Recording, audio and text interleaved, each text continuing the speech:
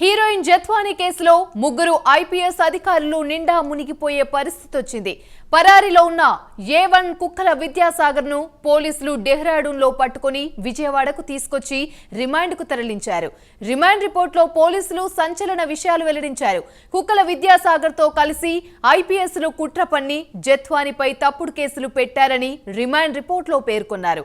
ఇంకా ఎఫ్ఐఆర్ లో ఆ ముగ్గురి పేర్లు చేర్చినప్పటికీ వారి మెడకు ఉచ్చు బిగుసుకోవడం ఖాయంగా కనిపిస్తుంది. అయితే విద్యాసాగర్ కోసం ఆ ఐపీఎస్లు ఇదంతా చేయలేదని అప్పటి ప్రభుత్వ ముఖ్య సలహాదారు సజ్జల ప్రమేయంతోనే ఈ తతంగమంతా నడిచిందంటున్నారు.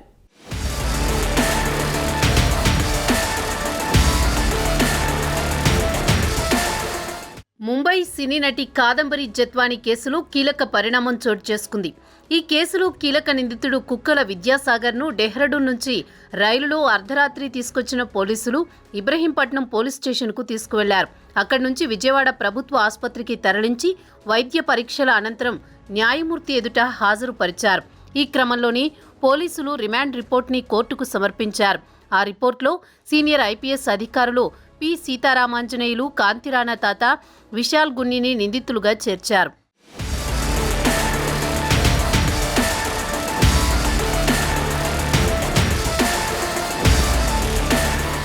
వారితో పాటు అప్పట్లో విజయవాడ వెస్ట్ జోన్ ఏసీపీగా పనిచేసిన హనుమంతరావు, ఇబ్రహీంపట్నం సీఐగా ఉన్న సత్యనారాయణలను కూడా నిందితులుగా చేర్చారు. విద్యాసాగర్తో అధికారులు కుమ్మక్కైనట్లు రిమాండ్ రిపోర్ట్లో వెల్లడించారు. మరోవైపు రాష్ట్ర ప్రభుత్వం ఇప్పటికే ఈ 5గురిని సస్పెండ్ చేసిన విషయం తెలిసిందే. అయితే ఎఫ్ఐఆర్లో ఇంకా సీతారామాంజనేయులు, కాంతిరాణా టాటా, విశాల్ గున్ని పేర్లు చేర్చలేదు. నేడో రేపో ఆ ముగ్గురి పేర్లు ఎఫ్ఐఆర్లో చేర్చి అరెస్టులు చేసే అవకాశం ఉందని తెలుస్తోంది.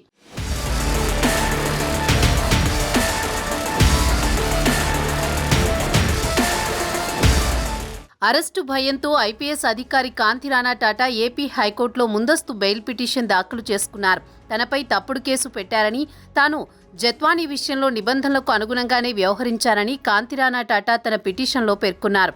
మరో 2 ఐపీఎస్ అధికారులు పిఎస్ఆర్ ఆంజనేయులు, విశాల్ గున్ని ఇంకా ముందస్తు బెయిల్ పిటిషన్లు దాఖలు చేసుకోలేదు.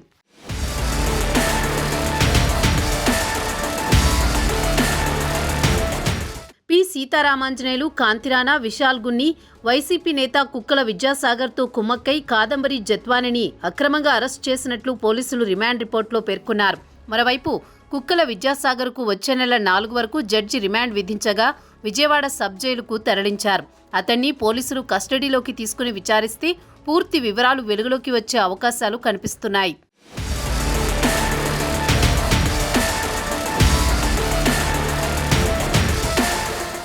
ఈ కేసులో పలు నాన్ బెయిలబుల్ సెక్షన్లు ఉన్న నేపథ్యంలో ముగ్గురు ఐపీఎస్ అధికారులకు ఇబ్బందులు ఎదురయ్యే అవకాశం కనిపిస్తోంది.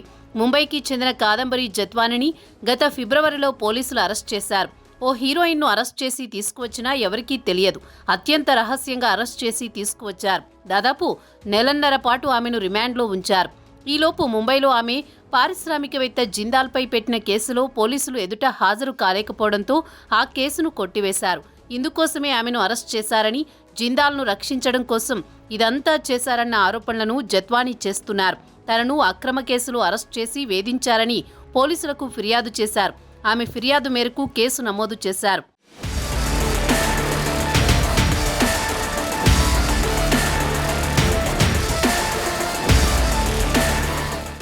జత్వానీపై కేసు నమోదు చేయడానికి తప్పుడు డాక్యుమెంట్లు సృష్టించారని పోలీసులు ఇప్పటికే గుర్తించారు. తనకు తప్పుడు పత్రాలతో భూమి అమ్మారని కుక్కల విద్యాసాగర్ అప్పట్లో చేసిన ఫిర్యాదు మేరకు ఆమెను అప్పట్లో పోలీసులు అరెస్ట్ చేశారు.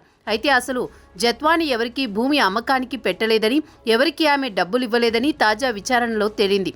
ఆమెపై ఫిర్యాదులో కుక్కల విద్యాసాగర్ పేర్కొన్న వ్యక్తులే ఈ విషయాన్ని విచారణ అధికారులకు చెప్పారు. తమకు జత్వానీతో ఎలాంటి పరిచయం లేదని, ఆమె స్థలం అమ్మజూపలేదని స్పష్టం చేశారు. ఇలా జత్వానీపై తప్పుడు కేసు పెట్టడం కోసమే అందరూ కలిసి ఓ ముఠాగా ఏర్పడి వేధించారని తేలడంతో కేసులు పెట్టారు.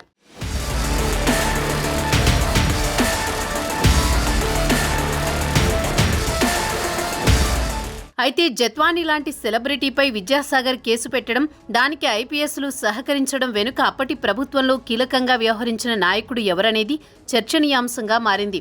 ముంబై పారిశ్రామికవేత్త జిందాల్ కోసం కాదంబరి విషయంలో చక్రం తిప్పారన్న ఆరోపణలు వెల్లువెత్తుతున్నాయి. ఈ కేసులో సమగ్ర విచారణ పూర్తయితే ముగ్గురు ఐపీఎస్లతో పాటు ఆ నాయకుడు కూడా జైలు పాలు కావడం ఖాయమంటున్నారు. ఆ భయంతోనే సదరు నేత అండర్ గ్రౌండ్లోకి వెళ్లిపోయారన్న టాక్ వినిపిస్తోంది.